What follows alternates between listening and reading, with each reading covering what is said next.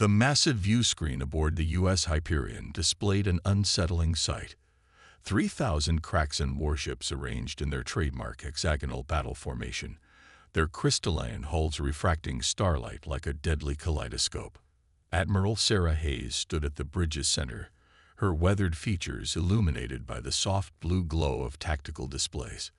25 years of naval service had taught her many things, but most importantly, appearances could be deceiving. "Status report," she commanded, her voice carrying the quiet confidence that had earned her this experimental ship and its equally experimental mission. Lieutenant Commander James Chen's fingers danced across his console. Kraxan fleet maintaining position at the edge of the Proxima system.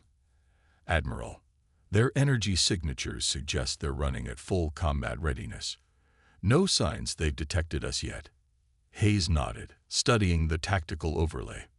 The Kraxan Empire had spent the last 3 months systematically conquering humanity's outer colonies, their technological superiority allowing them to overwhelm conventional defenses. Their crystalline ships were practically impervious to standard weapons. Their energy weapons could slice through battleship armor like paper, and their FTL drives gave them unprecedented tactical mobility. But they had never encountered anything like the Hyperion. "What's the status of the quantum phase drive, Dr. Wilson?" Hayes turned to the civilian scientist, whose revolutionary theories had made this ship possible. The woman's dark skin contrasted sharply with her shock of white hair, the result of too many years working with experimental physics. "Phase matrix is stable, Admiral. All simulations indicate we're ready for combat deployment." Dr. Wilson's excitement barely contained beneath her professional demeanor. "Though I should remind you, we've never tested the system against actual Kraxan shields." Hayes allowed herself a small smile. "Then I suppose today will be quite educational." The bridge crew shared knowing looks. They were about to attempt something that had never been done before, taking on an entire alien fleet with a single ship. But this was humanity's best chance to turn the tide of a war they were losing badly. "Signal from Fleet Command." "Admiral," Communications Officer Rodriguez reported. "Operation Ghostlight is authorized. We are cleared to engage." Hayes straightened her uniform jacket. "Very well." Battle stations. Red alert klaxons sounded throughout the massive vessel as crew members rushed to their combat positions. The Hyperion itself seemed to come alive, its revolutionary systems powering up for their first true test. "Mr. Chen, plot us a course right through the center of their formation. Lieutenant Rodriguez, prepare to broadcast on all frequencies when we reveal ourselves." "Dr. Wilson." Hayes turned to the scientist. "Prepare to show these aliens why they shouldn't have underestimated human ingenuity." The Hyperion's engines hummed to life, but unlike any other ship in human space, it didn't move conventionally. Instead, the quantum phase drive began its work, shifting the massive warship partially out of normal spacetime. To any observer, human or Kraxan, the ship simply vanished.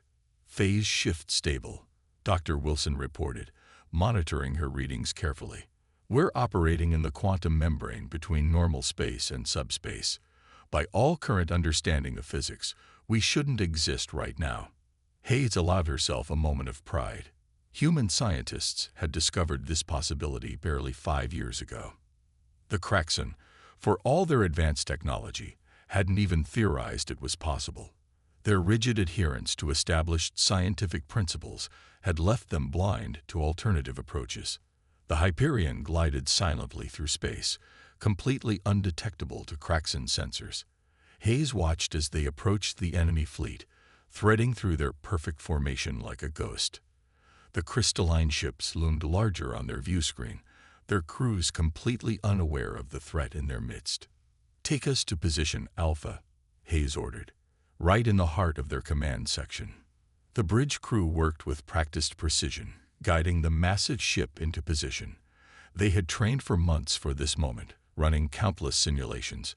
But now it was real, and the fate of humanity's outer colonies hung in the balance. "In position, Admiral," Chen reported. "Their flagship is less than 10 kilometers to starboard." Hayes took a deep breath. This was the moment that would prove whether humanity's desperate gamble would pay off. Dr. Wilson, prepare to disengage the phase drive on my mark. Lieutenant Rodriguez, have our message ready. She waited 3 heartbeats, letting the tension build. The Kraxan fleet surrounded them. Thousands of ships arranged in their unshakable formation, their commanders certainly confident in their superiority. Now, the Hyperion burst into normal space like a phantom becoming solid, its sudden appearance sending shock waves through the Kraxan formation. Before the alien vessels could react, Rodriguez broadcast their message on all frequencies. Attention Kraxan fleet. This is Admiral Sarah Hayes of the United Earth Navy. You were warned to stay away from our colonies. Now you'll learn why humans prefer quality over quantity. The Hyperion's weapon systems came online, revealing another revolutionary aspect of their design. Traditional weapons had proved ineffective against Kraxan shields, so humanity had developed something new, quantum-locked particle beams that could bypass their defenses entirely. Target their command ship, Hayes ordered. Let's show them what happens when they push humanity too far. The Hyperion's main gun fired, a beam of brilliant blue-white energy lancing out through space. The Kraxan flagship's crystalline shields flared brilliantly, and then failed completely as the beam passed through them as if they didn't exist, cutting deep into the vessel's hull. Chaos erupted in the Kraxan fleet as their perfect formation began to break apart. Their commanders had never encountered a weapon that could bypass their supposedly impenetrable shields, and their rigid tactical doctrine had no provisions for such a situation. Multiple enemy vessels powering weapons, Chen reported. They're trying to establish a firing solution, but our quantum signature is confusing their targeting systems. Hayes nodded grimly. Prepare for phase shift. Let's remind them why they should have studied human history more carefully.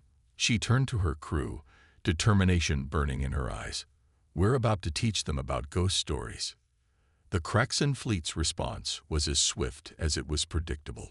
Thousands of crystalline vessels reoriented themselves, their weapon systems charging with an eerie purple glow that had become notorious among human colonies. But Admiral Hayes had anticipated this reaction. It was precisely what she had planned for. Multiple targeting locks detected, Chen reported, his fingers flying over his tactical display. They're attempting to establish a firing corridor. Let them try, Hayes responded, studying the enemy fleet's movements.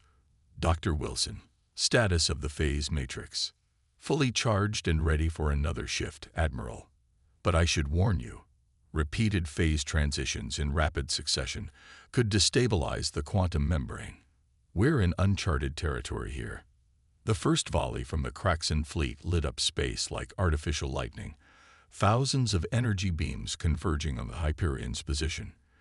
But by the time they arrived, their target had already shifted partially out of normal space-time, causing the deadly barrage to pass harmlessly through the ship's ghostly form. Interesting, Dr. Wilson muttered, studying her readings. Their weapons are actually creating micro-disturbances in the quantum membrane. We might be able to use that. Hayes raised an eyebrow. Explain. Their energy weapons are so powerful that they're actually brushing against the barrier between normal space and subspace. If we time our phase shifts correctly, we might be able to redirect some of that energy. A plan began forming in Hayes's mind, like turning their own strength against them. Chen, analyze their firing patterns. I want to know if they're maintaining their standard combat protocols. Confirmed, Admiral. They're following classical Formation 7 from their tactical manual, exactly as our intelligence suggested they would. Hayes allowed herself a grim smile. The Kraxan's greatest weakness was becoming clear. Their unwavering adherence to established doctrine made them predictable. Humanity's tendency to improvise and adapt, often seen as a disadvantage against their more advanced foes, was about to become their greatest asset. New contact. Rodriguez called out, Sir, it's the KES Worldbreaker. Their Supreme Commander's personal dreadnought is joining the battle. The massive vessel that appeared at the edge of their sensor range dwarfed even the other Kraxan ships. Its crystalline hull was deep purple rather than the usual blue, and its energy signature was off the charts. This was the ship that had single-handedly destroyed the human defense fleet at New Madrid Colony. "They're taking us seriously now," Hayes observed. "Good. Dr. Wilson, I need options. Can we use their own weapon energy to create a cascading effect in the quantum membrane?" The scientist's eyes widened as she caught the Admiral's meaning. "You want to create a quantum feedback loop. It's possible, but we have to time it perfectly. One miscalculation, and we could tear a hole in space-time. Better than letting them tear holes in any more human colonies." Hayes turned to her tactical officer. "Mr. Chen, plot me a course that will take us through their heaviest firing lanes. Lieutenant Rodriguez, prepare to broadcast a very special message to the Worldbreaker." The bridge crew worked with practiced efficiency, but there was a new tension in the air. They were about to attempt something that existed purely in theoretical physics until now. The fate of the outer colonies, perhaps humanity itself, rested on their success. "Message ready, Admiral," Rodriguez reported. "Though I should warn you, our linguistics team says the Kraxan language doesn't have a word for ghost." "Then I suppose we'll have to teach them one." Hayes straightened in her command chair. "Broadcast on all frequencies, maximum power. Let's make sure they're paying attention." The message was simple but effective. A series of human ghost stories, translated into the Kraxan language. Stories of phantom ships that appeared from nowhere, of invisible warriors that couldn't be stopped by any defense. Psychological warfare against an enemy that prided itself on pure logic. The Worldbreaker's response was immediate and devastating. Its main weapon charged up, creating a purple glow so intense it was painful to look at even through the viewscreen's filters. This was the weapon that had cracked planets, that had vaporized entire human battle groups. "Phase shift in 3, Hayes commanded, her voice steady despite the enormous risk they were about to take. "Dr. Wilson, prepare to initiate the feedback protocol on my mark." The Hyperion shifted just as the Worldbreaker fired, its massive energy beam passing through the space where the human ship appeared to be. But instead of letting the energy dissipate, the Hyperion's quantum phase drive began to interact with it, creating ripples in the very fabric of space-time. "Energy patterns are matching," Dr. Wilson called out, excitement breaking through her professional demeanor. "The quantum membrane is responding exactly as predicted. We can do this." Hayes watched as the Kraxan fleet continued their barrage, unknowingly feeding more energy into the quantum feedback loop they were creating. The space around the Hyperion began to shimmer with ethereal light as reality itself began to bend to their will. "All hands," Hayes broadcast throughout her ship, "prepare for quantum feedback initialization. What we do here today will be remembered as long as humanity sails among the stars." The battle was far from over, but for the first time since the Kraxan invasion began, humanity had found a way to turn the aliens' overwhelming technological superiority into a weakness. The ghost stories were about to become very real indeed. The quantum feedback loop was working better than anyone had dared to hope. Each massive energy blast from the Kraxan fleet created new distortions in space-time, turning the battlefield into a supernatural light show that would have seemed impossible just hours ago. But Admiral Hayes knew they couldn't maintain this advantage forever. "Status of the Worldbreaker," she demanded, watching as another wave of purple energy warped and twisted around the Hyperion's quantum field. "Still trying to acquire a targeting solution," Chen reported. "Their tactical computers appear to be struggling with our quantum signature. But Admiral, they're adapting. Their firing patterns are becoming less predictable." Hayes nodded grimly. They had known the Kraxan's rigid adherence to protocol would eventually give way to desperate innovation. It was, after all, what humans would do. "Dr. Wilson, how long can we maintain the feedback loop?" The scientist's hands flew across her console, running calculations. "The quantum membrane is becoming increasingly unstable. I estimate 20 minutes at most before we risk catastrophic collapse." "Then we'd better make those 20 minutes count." Hayes turned to her communications officer. Lieutenant Rodriguez, broadcast the second phase of our psychological warfare package. Let's see how their command structure handles a little chaos. Rodriguez initiated the broadcast, a carefully crafted package of contradictory sensor data, false communications, and phantom ship signatures, all designed to exploit the Kraxen's reliance on absolute certainty and perfect information. The effect was immediate. Across the enemy fleet, ships began breaking their precise formation as conflicting data overwhelmed their tactical networks. The Kraxen commanders, faced with sensor readings that defied their understanding of physics, began issuing contradictory orders. "It's working," Chen reported, unable to keep the excitement from his voice. "Their fleet coordination is dropping by 30%, 40%. Their formation is starting to fragment." Through the view screen, Hayes watched as the once perfect hexagonal patterns of the Kraxen fleet began to dissolve. Some ships maintained their positions, others moved to engage phantom targets, while others began defensive maneuvers against threats that didn't exist. But the World Breaker remained a deadly threat. Its commander, Supreme War Leader Kextal, was notorious for his cunning. Unusual for a Kraxen, the massive dreadnought had stopped firing its main weapon, apparently realizing it was only feeding the quantum feedback loop. "New energy signature from the World Breaker," Chen called out. "They're charging something different.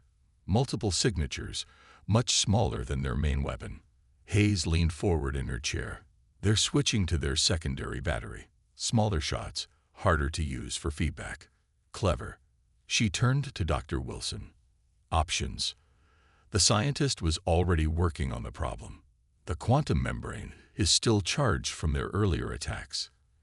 If we time it right, we might be able to create a cascading effect, but it would mean dropping out of phase at exactly the right moment." "How precise are we talking about?" "Microseconds, and if we miss, we'll be fully vulnerable to their entire fleet."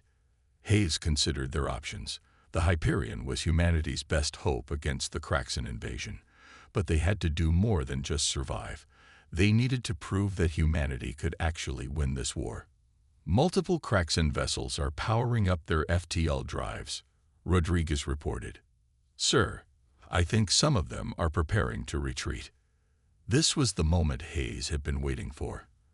The Kraxen military had never retreated from a battle in their recorded history.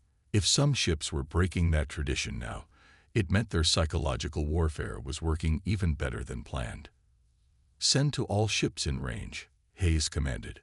"This is Admiral Hayes. To any Kraxen commander who can still think for themselves, what you're witnessing isn't magic. It isn't supernatural. It's human ingenuity, something your intelligence reports clearly failed to account for. Every minute you stay in this battle, you prove our superiority over your rigid thinking." The response was immediate. More Kraxen ships began powering up their FTL drives, their commanders choosing survival over blind adherence to doctrine. But the World Breaker was moving closer, its secondary weapons creating a web of smaller energy beams that would be much harder to manipulate with their quantum drive. "Dr. Wilson, prepare for emergency phase shift." "Mr. Chen, plot us a course directly at the World Breaker." Hayes stood from her command chair, her decision made. "If they want to test their adaptability against ours, let's oblige them."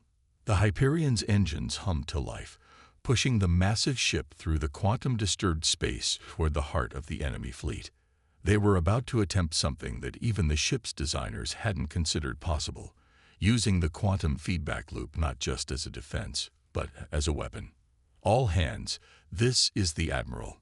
Prepare for extreme temporal distortion. What we're about to attempt has never been done before. But then again, that's what humanity does best." As the Hyperion accelerated toward its target, Hayes allowed herself a moment of pride. The Kraxens had thought their superior technology and rigid discipline made them invincible. Instead, it had made them predictable, while humanity's greatest strengths, creativity, adaptability, and the willingness to attempt the impossible, were about to change the course of the war. Space itself seemed to twist and bend as the Hyperion charged toward the worldbreaker, quantum distortions creating patterns of light that no human eye had ever witnessed before. On the bridge, Admiral Hayes watched as the massive Kraxan flagship grew larger on their view screen, its secondary weapons creating a deadly web of energy beams. Quantum membrane stability at 60% and falling, Dr. Wilson reported, her voice tense. Whatever we're going to do, we need to do it soon. Multiple targets launching from the worldbreaker, Chen called out. Some kind of automated weapon platforms. They're adapting to our phase signature. Hayes had expected this. The Kraxan weren't stupid, just inflexible. Given enough time and data, they would eventually find countermeasures to any strategy. But that was exactly what she had been counting on. Lieutenant Rodriguez, send the signal to Fleet Command. Authorization code Hayes Omega 7. Signal sent. Admiral. Rodriguez paused, checking his readings. Confirmation received. They're on their way. Hayes allowed herself a small smile. Everything had been leading to this moment. The Hyperion's apparent suicide run at the worldbreaker, the quantum distortions, even the retreating Kraxan ships, all part of a larger strategy. Dr. Wilson, prepare to divert all power to the quantum drive. Mr. Chen, plot a circular course around the worldbreaker, closest possible approach. The bridge crew exchanged glances. What Hayes was suggesting would put them within point-blank range of the most powerful warship ever encountered by humanity. But they had learned to trust their admiral's seemingly impossible plans. New contacts. Chen's voice carried a note of excitement. Multiple quantum signatures at the edge of the system. It's the rest of the Ghost Fleet. Through the quantum-disturbed space, new ships began to appear. Not just one or two, but dozens. Each one was equipped with the same revolutionary phase, drive technology, as the Hyperion, though none quite as advanced.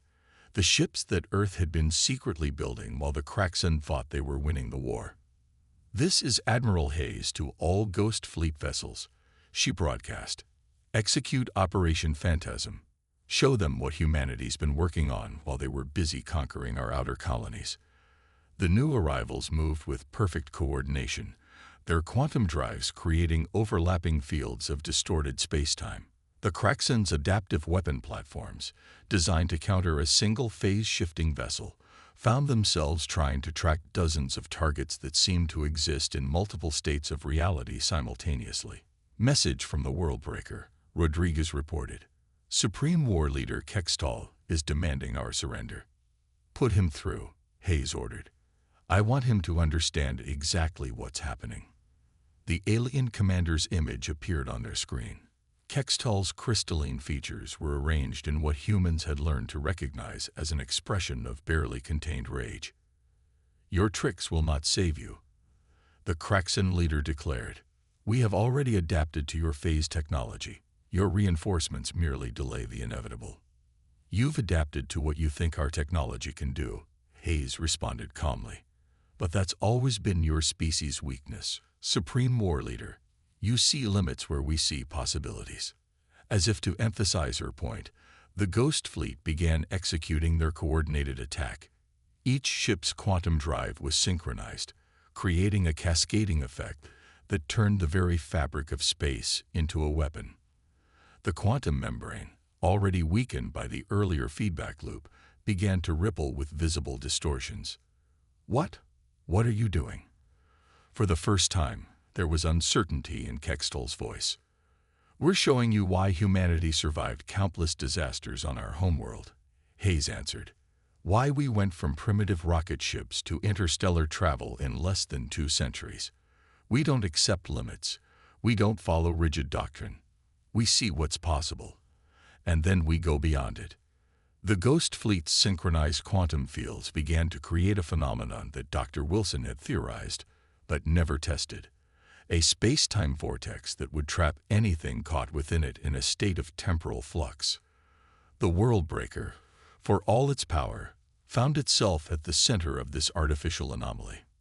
Admiral, Dr. Wilson called out, the quantum cascade is stable. We've actually done it. We've created a controlled temporal distortion field. Hayes stood from her command chair, addressing the increasingly agitated Craxan leader. Your ships are trapped in a time dilation field, Supreme War Leader. To you, only seconds will pass. But out here, we'll have all the time we need to dismantle your fleet piece by piece. Unless what? Kextal demanded. Unless you order your forces to withdraw from human space, all of them. Immediately, we'll collapse the temporal field, and you can return to your empire with the knowledge that humanity is not to be underestimated.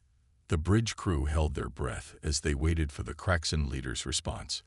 They had just demonstrated technology that should have been impossible by any reasonable scientific standard. But then that was humanity's greatest strength, doing the impossible. You would show mercy. Kextal's crystalline features shifted in confusion, even after what we have done to your colonies. Hayes' expression remained firm. We're showing you that we can win this war, Supreme War Leader. Whether we do it through destruction or diplomacy is entirely up to you. But either way, humanity will not bow to anyone who thinks they can predict our limits. The silence on the bridge stretched for what seemed like eternity as Supreme War Leader Kextal considered humanity's ultimatum. Outside, the quantum temporal field held the mighty Worldbreaker and its support ships in its grip, while the Ghost Fleet maintained their precise formation, their synchronized drives keeping the impossible phenomenon stable. Your species continues to defy understanding. Kextal finally spoke, his crystalline features shifting in what might have been resignation. Our analysis suggested you were at least a century away from discovering quantum phase technology. Your analysis was based on how your species develops technology, Hayes responded. Linear, predictable. Humanity tends to take shortcuts. Dr. Wilson's console suddenly emitted a warning tone. Admiral, the quantum membrane is becoming increasingly unstable. We can't maintain the temporal field for more than another 10 minutes. Hayes kept her expression neutral, not wanting to reveal this limitation to Kextal. But the Craxan leader's next words surprised her. We detected the instability as well, he said. Your technology is powerful but crude, unrefined. You risk a cascade failure that could tear this entire system apart. Then I suggest you make your decision quickly, Supreme War Leader. The longer we maintain this field, the greater the risk to everyone. The Craxan commander's crystalline features shifted through several patterns before settling. You could have used this technology to destroy us completely. Instead, you offer terms. This is not how superior forces are supposed to act. Maybe that's why you never truly understood us, Hayes replied. Humanity doesn't seek to be superior. We seek to survive, to grow, to explore. Sometimes that means fighting. Sometimes it means showing mercy. The choice is yours. Another moment of silence passed. On the tactical display, Chen noticed something interesting. Admiral, the Craxan ships that retreated earlier. They're not regrouping for a counterattack. They're continuing to withdraw from human space. Kextal's features showed what might have been embarrassment. They are following contingency protocols I issued before this battle. Protocols that, until today, I never believed would be necessary.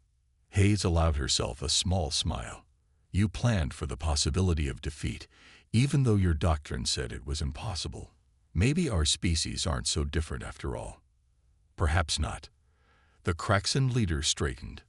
I, Supreme War Leader Kextal, hereby order all Craxan forces to withdraw from human-claimed space.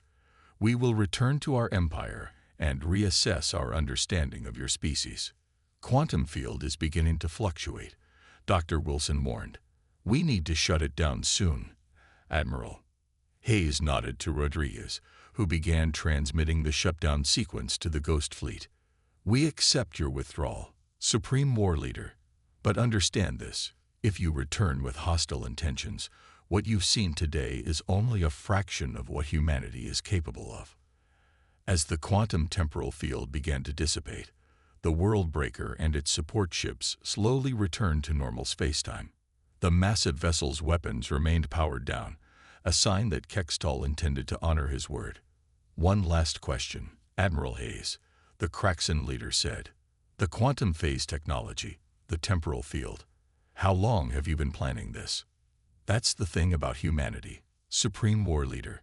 Sometimes our best plans come together in the moment of greatest need. We adapt, we improvise, and we find ways to do the impossible." The communication ended, and the bridge crew watched as the Kraxan fleet began their withdrawal. Ships vanished into FTL in groups, their crystalline hulls leaving behind traces of light that looked almost like stars being born. "Dr. Wilson," Hayes turned to the scientist, "what's the status of the quantum membrane?" "Stabilizing, but the stress was immense. We'll need to completely rebuild the phase drive matrix before we can attempt anything like this again." She paused, checking more readings. "Admiral, we very nearly caused a permanent rupture in spacetime. If my calculations are correct, we shouldn't have been able to maintain that field for as long as we did." Hayes smiled. "That's another thing about humanity, Doctor. We have a habit of exceeding theoretical limitations." "Message from Fleet Command," Rodriguez reported. "They're requesting a full report on Operation Ghostlight and congratulating us on its success." The Admiral looked around at her crew, pride evident in her expression. "Send them my response. Operation successful. Human ingenuity prevailed. But recommend immediate commencement of Phase 2. "Phase 2, Admiral?" Chen asked. "The Kraxan will be back eventually," Hayes explained. "Not as enemies, necessarily, but they'll want to understand how we did what we did today. We need to make sure that when they return, we've pushed the boundaries even further." She turned to Dr. Wilson. "How would you like to help me design an even more impossible ship?" The scientist's eyes lit up with excitement. "You mean the theoretical designs I showed you last month? The ones that even I said were impossible?" "Impossible is what humanity does best, Doctor. Let's show the galaxy what else we can achieve." As the Hyperion set course for Earth, Hayes looked out at the stars. Today, humanity had proven itself against a technologically superior force. But more importantly, they had shown that their greatest strength wasn't their weapons or their technology. It was their ability to push beyond perceived limitations, to find solutions where none should exist, and to turn even their weaknesses into advantages. The war was over, but humanity's journey was just beginning. And somewhere out in the vastness of space, other civilizations would soon learn what the Kraxan had discovered today. Never underestimate a species that turns the impossible into reality.